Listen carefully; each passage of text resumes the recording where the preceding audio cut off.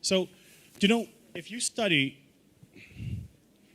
if you study people who are at the pinnacle of anything, you recognize that to get there, motivation was maybe 1% of the formula. Maybe. 1%. And I'll prove it to you. If you want to become a world-class bodybuilder, say an IFBB pro, what that takes is you have to train twice a day, 6 days a week. You have to have 8 meals a day. Your calorie intake is regimented. Your meals are pre-planned and pre-cooked. You don't eat according to taste, you eat according to function. So my trainer, for instance, will eat and I'm going, what are you eating? And he'll have chicken that was boiled without salt. And he'll have like half a kilo of it. What are you doing? He says, I'm taking in protein. He doesn't say I'm eating. He says, I'm taking in protein. For him, it's functional. It's not taste-based. Then, you will probably have to train for a minimum, and this is if you are a genetic phenom, you'd have to train for a minimum of 10 years before you could get on a stage and compete at an average level with an average global bodybuilder. Average. Okay. So why am I telling you this? All of us here at the beginning of a new year write these things called New Year's resolutions.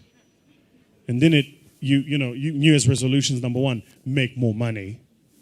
Yeah? Number 2, change my boyfriend. Number 3, get into shape.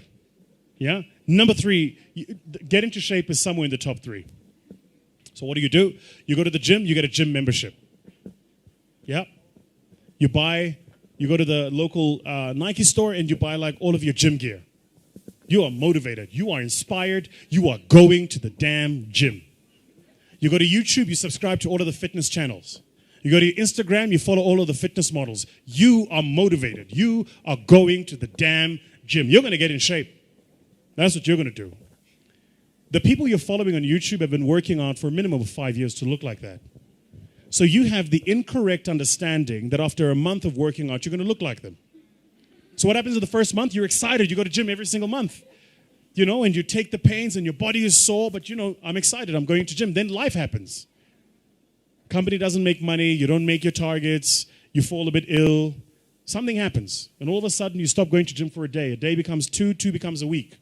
Now all of a sudden, you've had a gym membership for 3 months and you haven't been in that time. What did you miss? You thought motivation was the formula. Winners don't need motivation. Winners need discipline. Discipline's about getting it done because it needs to get done, not because I feel like it, not because I'm motivated for it.